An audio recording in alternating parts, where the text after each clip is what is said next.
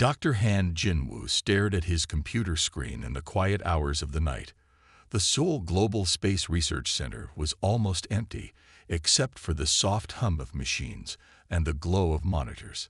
He had been watching the same signal pattern for 3 hours now, and his hands were shaking as he reached for his coffee cup. The pattern was unlike anything he had seen before. It wasn't random space noise. It wasn't from any human satellites. It was too organized, too perfect to be natural. As he studied the repeating waves on his screen, his heart began to beat faster. "This can't be right," he said to himself, but the numbers didn't lie. He picked up his phone and called the center's director. 24 hours later, the center was full of scientists from around the world. They all agreed. The signal was artificial. Someone out there was trying to talk to Earth. But before they could figure out how to answer, something incredible happened. A massive shadow fell over Seoul. People stopped in the streets and looked up at the sky. A ship, bigger than any building humans had ever made, hung in the air above the city. It was smooth and silver, shaped like a giant leaf, and it made no sound at all. Phones started ringing all over the world. News channels showed the same thing happening in New York, London, Tokyo, and other major cities. 12 ships in total, all identical, all silent. The world held its breath, waiting to see what would happen next. Some people ran, some prayed, some stayed to watch. But there was no panic, no chaos like in the old movies. Humans had spent so many years thinking about this moment that when it finally came, they were ready. A voice spoke through every radio, TV, and phone on Earth. It was clear and calm. "People of Earth, we come in peace. We are the Galactic Council, and we wish to talk." The aliens chose the Seoul Center as their meeting point, mainly because Dr. Han had been the first to spot their signals. As military units secured the area, a small group of important people gathered in the main conference room. Scientists, world leaders, and military commanders. A beam of light appeared in the center of the room. When it faded, 3 beings stood there. They looked almost like tall, thin humans, but their skin had a slight blue tint, and their eyes were larger. The one in front stepped forward and spoke perfect English. "I am Ambassador Kthera," it said. "We have been watching your progress for some time now. You have advanced more quickly than any species we have ever seen. This is both impressive and concerning." Dr. Han couldn't help but speak up. "How long have you been watching us?" Kthera turned those large eyes toward him. "Since your first radio signals reached space. Most species take thousands of years to go from radio waves to space travel. You did it in just over a century.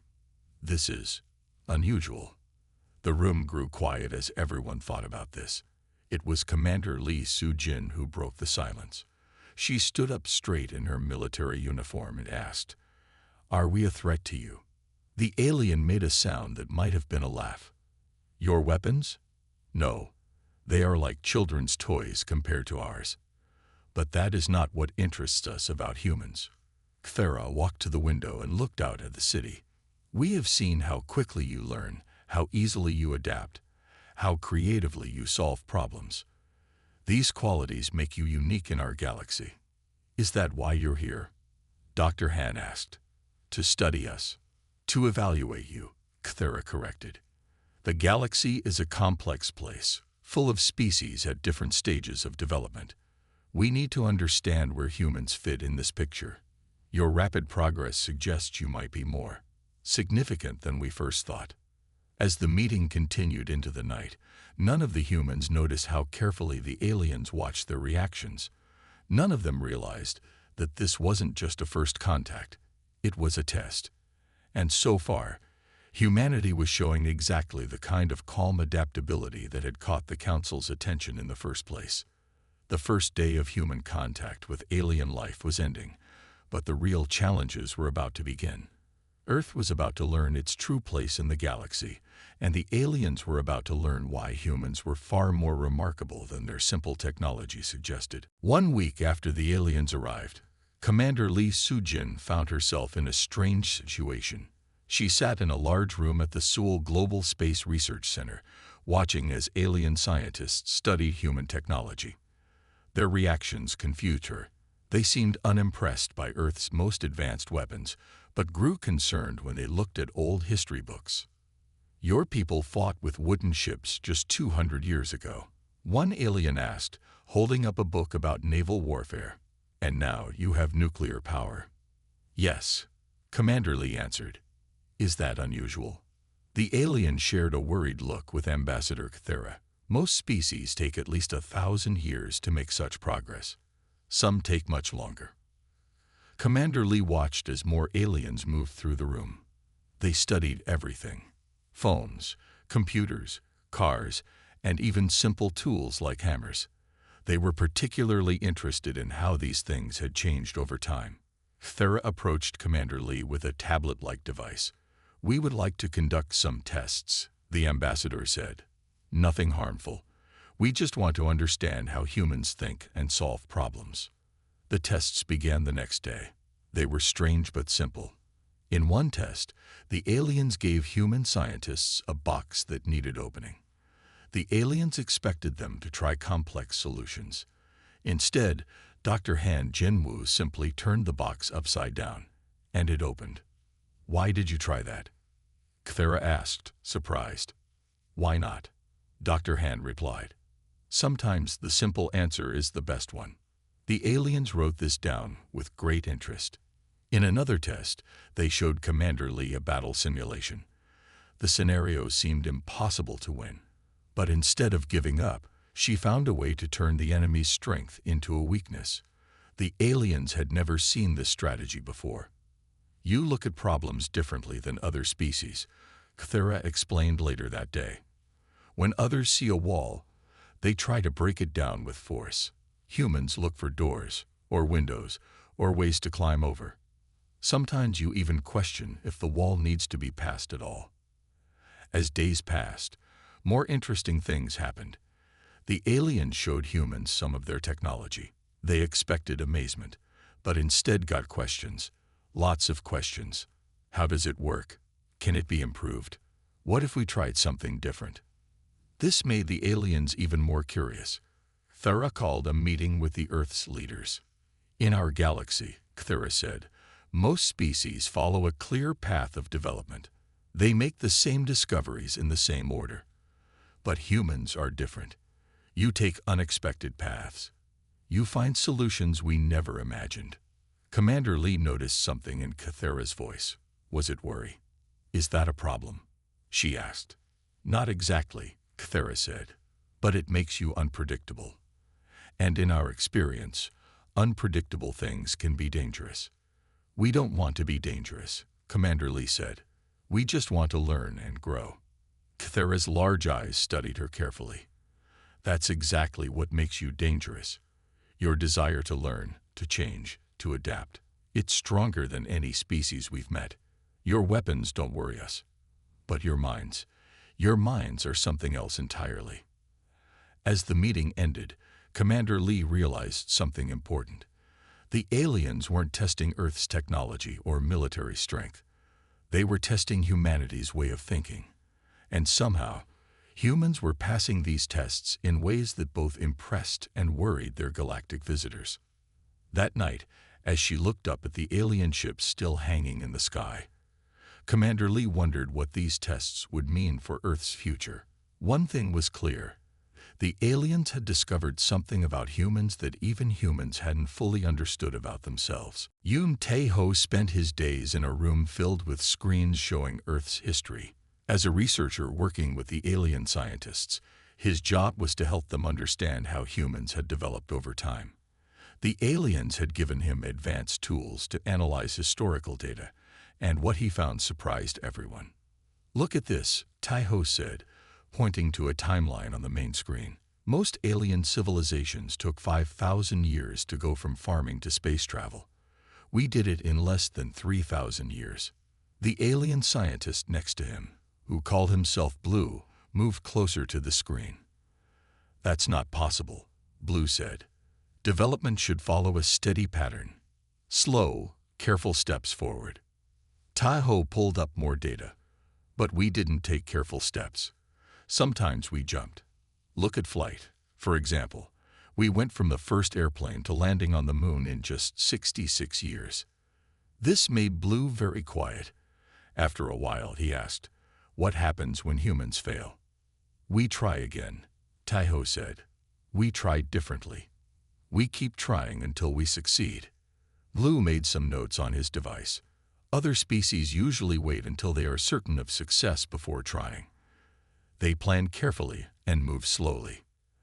As they studied more history, they found something interesting. Humans often made big jumps in technology during hard times. Wars, disasters, and challenges seem to make humans think faster and try harder. "It's like this," Taiho explained, showing a video of a forest fire. After a fire, new plants grow quickly in the burned area. They have to adapt to survive. Earth has always been changing. Ice ages, natural disasters, climate shifts. We had to adapt quickly or die. The alien scientists shared worried looks. One of them, who had been quiet until now, spoke up. "Your history is full of wars," she said. "Other species see this as primitive." "Yes," Taiho agreed. "But look what happened after each war." He showed them how humans had turned terrible weapons into useful tools. Nuclear power for energy, internet from military networks, space rockets from missiles. "You turn destruction into creation," Blue said slowly, understanding something new. "You learn from everything, even your mistakes." Later that day, Taiho was called to a meeting with Ambassador Thera and Commander Lee. The room was tense. "Your research has revealed something important," Thera said. "The pattern we see in human development is unlike anything in our records. You don't just grow, you transform. You take something that doesn't work and make it into something that does." Commander Lee looked proud. "That's how we survive." "That's what worries us," Thera said. "Most species stop growing once they reach a comfortable level. They find their place and stay there. Humans never stop. You're always looking for the next step, the next discovery, the next change." Taiho understood then why the aliens were concerned. "You think we're dangerous because we're unpredictable," he said. "No," Thera corrected. "You're dangerous because you're inevitable. If a solution exists, humans will find it. If it doesn't exist, humans will create it. We've never seen anything like this before." As the sun set outside, Taiho looked at his research screens again. He saw his own species differently now. Humans weren't just another civilization in the galaxy. They were something new, a species that turned challenges into opportunities, failures into lessons, and problems into solutions. The aliens had come looking for weapons to fear. Instead, they found something much more powerful. A species that could not be stopped because they never stopped trying to improve. Dr. Kim Minna stood before the Galactic Council's testing chamber, her heart beating steadily despite the pressure. The chamber was a vast room filled with strange machines and glowing screens. 3 challenges lay before her team, each one deemed impossible by alien standards. "These problems have never been solved," Ambassador Thera explained. "The finest minds in the galaxy have tried for centuries. We wish to see how humans approach them." The first challenge was a cube of pure energy. It needed to be contained without using any advanced technology. The aliens expected the humans to spend months studying it. Instead, Dr. Kim walked around the cube, thinking quietly. "May I have some water and metal sheets?" she asked after 10 minutes. The aliens provided these simple materials, curious about her plan. Dr. Kim and her team built a basic device using principles of water cooling and electromagnetic fields. Within 6 hours, they had contained the energy cube. "How did you think of this?" Thera asked, clearly surprised. "We used old cooling methods from our first computers," Dr. Kim explained. "Sometimes old solutions work for new problems." The second challenge involved communicating with a life form that didn't use any known form of language. Previous species had tried complex translation machines. Dr. Kim's team took a different approach. Look at how it moves, she told her team. It's like a dance. Maybe that's their language. They created simple patterns of light and movement. Within 2 days, they were having basic conversations with the creature. The aliens watched in amazement as humans solved in days what they couldn't solve in centuries. The third challenge was the hardest. A piece of technology that seemed to defy the laws of physics. It wouldn't work properly, and no one knew why. Other species had created complex theories and massive research projects to study it. Dr. Kim looked at it differently. What if it's not broken? She asked. What if it's working exactly as it should, and we're just using it wrong? Her team spent 3 days taking the device apart and putting it back together in different ways. They discovered it wasn't a broken machine at all. It was only part of a larger system, working perfectly for a purpose no one had guessed. At the end of the week, Thera called a meeting with the council leaders. Dr. Kim and Commander Lee were invited to attend. In 1 week, Thera said, humans have solved 3 problems that the galaxy's greatest minds couldn't solve in centuries. But it's not just that you solved them, it's how you solved them. What do you mean? Commander Lee asked. You didn't try to overpower the energy cube. You worked with its nature. You didn't force communication with the life form. You learned its way of speaking. You didn't assume the device was broken. You questioned our assumptions about it. Dr. Kim nodded. That's normal for us. When we don't understand something, we try to learn from it rather than force it to work our way. The council members spoke among themselves in low voices. Finally, Thera turned back to the humans. We designed these tests to take years or even decades. We thought they would show us the limits of human capability. Instead, they have shown us something far more important. Humans have no limits. You simply refuse to accept them. As Dr. Kim and Commander Lee left the chamber that evening, they realized the true purpose of the tests. The aliens weren't testing human intelligence or technology. They were testing human adaptability, creativity, and determination. And in doing so, they had discovered why humans were truly dangerous, not because of their weapons, but because of their endless capacity to overcome any challenge placed before them. Park Ji-ho walked through the halls of the alien ship, surrounded by holographic displays of Earth's history. As a historian working with the Galactic Council, he had spent weeks helping them understand human development. Today, he had made an important discovery. Please explain again. Ambassador Thera requested, standing among the council members in the ship's main chamber. Why did humans develop so differently? Park Ji-ho pointed to an image of Earth showing climate changes over millions of years. Most alien species evolved on planets with stable conditions, he explained. Their worlds stayed the same for millions of years. But Earth was different. He showed them how Earth had changed. Ice ages came and went. Continents moved. Oceans rose and fell. The aliens watched with growing understanding. Your people faced constant change, one council member said. You had no choice but to adapt. Exactly, Park agreed. Other species had time to develop slowly. They could take thousands of years to solve each problem. We couldn't. When the climate changed, we had to adapt quickly or die. He showed them more images. Early humans surviving in deserts, jungles, and frozen lands. Building shelters in any environment. Finding food in the hardest places. But it's more than just survival, Park continued. Each challenge we overcame made us stronger, smarter, more creative.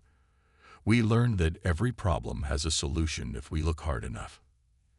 Ambassador Thera stepped closer to the displays. And this explains your rapid development. Yes, Park said. When we faced new problems, we didn't just solve them. We learned from them. Each solution taught us something new, which we used to solve the next problem. He showed them human cities through time, from ancient villages to modern metropolises. Look how we build differently in each place. Desert cities stay cool without power. Northern cities stay warm in the cold. We don't just copy one solution. We create new ones for each situation. The council members spoke quietly among themselves. Then Thera asked, What about your wars? Other species usually destroy themselves in their violent phases. Park showed them the aftermath of various conflicts. Yes, we fight. But look what happens after each war. We rebuild. We learn. We create new rules to prevent the same mistakes. Each disaster makes us more determined to do better. This is what makes you dangerous, a council member said. Not your weapons, but your ability to learn from anything, even failure. We don't mean to be dangerous, Park replied. We just want to survive and improve. That's exactly the point, Cthera said. Other species reach a comfortable level and stop. Humans never stop. You always think things can be better, different, more efficient. You turn every challenge into an opportunity to grow. As the presentation ended, Park shared one final observation. There's something else unique about humans, he said. We share our solutions. When one human group solves a problem, they teach others. Knowledge spreads quickly across our world. The aliens considered this carefully. They had discovered something profound about humanity. It wasn't just that humans could adapt. It was that they wanted to adapt. They weren't just capable of change. They embraced it. As Park left the ship that evening, he realized that the aliens now understood the truth about humans. Earth's challenging environment hadn't just made humans strong. It had made them endlessly adaptable. And in a galaxy where most species feared change, a species that thrived on it was both remarkable and frightening. The emergency alarm sounded throughout the Galactic Council's ship, its deep tone echoing through every corridor. Choi Sung-min, who had been studying alien defense systems, watched as council members rushed to the main chamber. Something was very wrong. Ambassador Cthera's voice came through the ship's communication system. All military advisors to the command center immediately. When Sung-min arrived, the command center's main screen showed a devastating scene. A fleet of dark ships was attacking a peaceful planet at the edge of the galaxy. The ships belonged to the Vorkath, a species known for their aggressive expansion. Their shields are unlike anything we've seen, a council scientist explained. Our weapons cannot penetrate them. 3 planets have already fallen.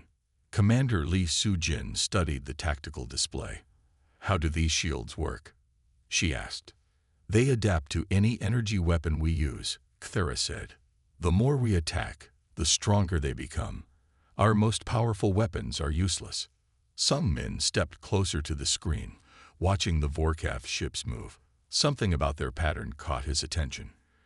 Can you show me recordings of previous battles? He asked. The aliens played several recordings. Each showed the same result. The Council's advanced weapons simply made the Vorkath shields stronger. But Sung-min noticed something else. Look at how they move when attacked, he said, pointing to the screen. They always turn to face the threat. Their shields are strongest at the front. Commander Lee understood immediately. They're like ancient warships, he said. The strongest armor was always at the front. The council members looked confused. Our weapons are far more advanced than your warships, one said. How does this help? Sung-min smiled. Sometimes the old ways work best. On Earth, we learned that the most advanced solution isn't always the right solution. He asked for a model of the Vorkath shield system. The aliens created a detailed hologram showing how the shields absorbed and adapted to energy weapons. Sung-min walked around it, thinking about Earth's history of warfare. We're approaching this wrong, he said finally. We're trying to overpower their shields. But on Earth, we learned that you don't have to be stronger than your opponent. You just have to be smarter. He began drawing a simple plan. It didn't use any advanced alien weapons. Instead, it used basic physics, gravity, momentum, and timing. The aliens looked skeptical. This is too simple, one council member said. The Vorkath are too advanced to fall for such basic tactics. That's exactly why it will work, Commander Lee replied. They expect advanced attacks. They're prepared for the most powerful weapons in the galaxy. They're not prepared for something this simple. Cthera studied the plan carefully. Your strategy uses their own strength against them, the ambassador said, beginning to understand. The more powerful their shields become, the more vulnerable they are to our trap. Sung Min finished. Sometimes the best way to defeat a complex system is with a simple solution. The council chamber grew quiet as they considered the plan. They had the most advanced weapons in the galaxy, yet they were about to fight an enemy using principles as old as warfare itself. It seemed impossible, yet the humans spoke with complete confidence. As the council prepared to implement Sung Min's strategy, Cathera turned to him. Now I truly understand why humans are considered dangerous, the ambassador said. You don't just think differently. You make others question everything they believe about what is possible. The Galactic Council's fleet moved into position, following Choi Sung-min's plan exactly. The Vorkath ships approached, their dark hulls gleaming against the stars. Their shields glowed with power, ready to absorb any energy weapon the Council might use. Remember, Sung-min said from the command center, timing is everything. We're not trying to break their shields. We're using them against them. Commander Lee Soo-jin watched the tactical display carefully. The plan was simple, but it had to be perfect. They had positioned themselves near a small moon, using its gravity as part of their strategy. The Vorkath ships moved closer, exactly as Sung-min had predicted. They were confident in their shields, expecting another failed attack from the Council's energy weapons. They're in position, Commander Lee announced. All ships ready. The Council fleet commanders signaled they were ready. Instead of firing their weapons, they launched thousands of simple metal objects into space. The Vorkath didn't even try to dodge. Their shields could easily handle such primitive attacks. But these weren't weapons. They were just pieces of metal, carefully positioned. As they floated in space, the Vorkath ships ignored them completely. Now, Sung-min ordered, start the gravitational pulses. The Council ships activated special devices that created waves of gravitational force. The Vorkath shields automatically strengthened, drawing more and more power to resist the attack. Just as Sung-min had planned, the shields became incredibly strong and incredibly heavy. They're responding exactly as you said they would, Cathera observed. Their shields are getting stronger and stronger. Yes, Sung-min said, and heavier. Now watch what happens when we stop the pulses. The Council ships stopped their gravitational attack all at once. The Vorkath ships, their shields now extremely heavy with absorbed energy, began to drift. The simple metal pieces Sung-min had positioned now acted as gravity anchors, creating a complex web of gravitational forces. The Vorkath tried to power their engines to break free, but this only made things worse. The more power they use, the more their oversized shields worked against them. Slowly but surely, their own defensive systems were pulling them out of position. Their shields protect them from energy weapons, Sung-min explained to the amazed council members. But they can't protect them from basic physics. Sometimes the simplest forces are the strongest. The Vorkath fleet, unable to maintain their position, began to spiral toward the small moon. Their own shields, designed to be impenetrable, had become a trap. They could either power down their shields and become vulnerable, or maintain them and be pulled down by gravity. One by one, the Vorkath ships surrendered. Their unstoppable advance had been stopped not by advanced weapons, but by clever use of gravity and simple metal objects. After the battle, Ambassador Cathera approached Sung-min and Commander Lee. You defeated the most advanced shields in the galaxy using pieces of metal and gravity, the ambassador said. How did you know it would work? We learned from Earth's history, Commander Lee explained. Often, the best solution isn't about having better technology. It's about understanding the basic principles of how things work and using them creatively. As the Council celebrated their victory, Sung-min noticed how the alien scientists were already studying the human strategy, trying to understand how such a simple plan had succeeded where advanced weapons had failed. He realized that humans hadn't just won a battle. They had taught the galaxy a valuable lesson about innovation and creative thinking. 1 month after the defeat of the Vorkath, Ambassador Kang Hae-Newell stood before the full Galactic Council. The Grand Chamber was filled with representatives from 1,000 worlds. Earth was about to receive its official status in the galactic community. "We have studied humans carefully," the council leader announced. "We have tested them, observed them, and fought alongside them. Our conclusion is both simple and profound." Kang Hae-Newell stood tall, representing not just Korea or any single nation, but all of humanity. Around him, the other human representatives, Dr. Han Jinwoo, Commander Lee Soo-jin, and Choi Sung-min, watched with quiet pride. "When we first came to Earth," the council leader continued, "we expected to find a primitive species with dangerous weapons. Instead, we found something far more significant. We found a species that turns obstacles into opportunities." The leader activated a large display showing Earth's history. "Look at human development. When faced with oceans, they built ships. When faced with darkness, they created light. When faced with disease, they developed medicine. Each challenge made them stronger." Ambassador Cathera stepped forward. "The recent crisis with the Vorkath proved what we had begun to suspect. Humans don't just solve problems. They transform them. They see possibilities where others see only barriers." The council chamber filled with murmurs as Cathera showed recordings of the recent battle. The Vorkath had the most advanced shields in the galaxy. Other species tried to break these shields with even more advanced weapons, but humans, they used simple physics in a way no one had imagined. "This is why humans are different," the council leader explained. "Most species advance by making their existing solutions more powerful. Humans advance by finding entirely new solutions. They don't just climb over walls. They find doors no one knew existed." Kang Hae-Newell listened as the council described humanity's unique qualities. They spoke of human adaptability, creativity, and determination.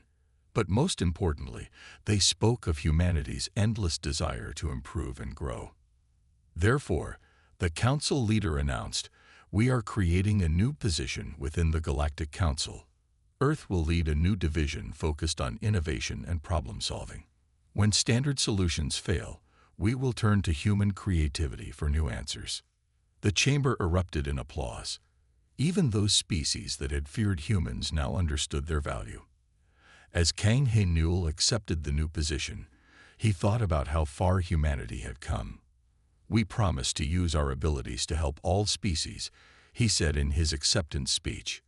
"Earth has taught us that the best way to grow stronger is to grow together." Later that evening, in a quiet moment aboard the council ship, Dr. Han looked out at the stars. "It's strange," he said to Commander Lee. "They thought our weapons made us dangerous, but it was our minds all along." "Not just our minds," Commander Lee replied. "Our spirit, our refusal to accept that anything is impossible." Ambassador Cathera joined them at the window. "You know," the alien said, "we originally came to Earth to contain a potential threat. Instead, we found our greatest teachers." As Earth's first team of galactic problem solvers prepared to begin their work, they knew they had changed the galaxy's understanding of what made a species truly powerful. It wasn't weapons or technology or even knowledge. It was the ability to adapt, to think differently, and to never stop growing.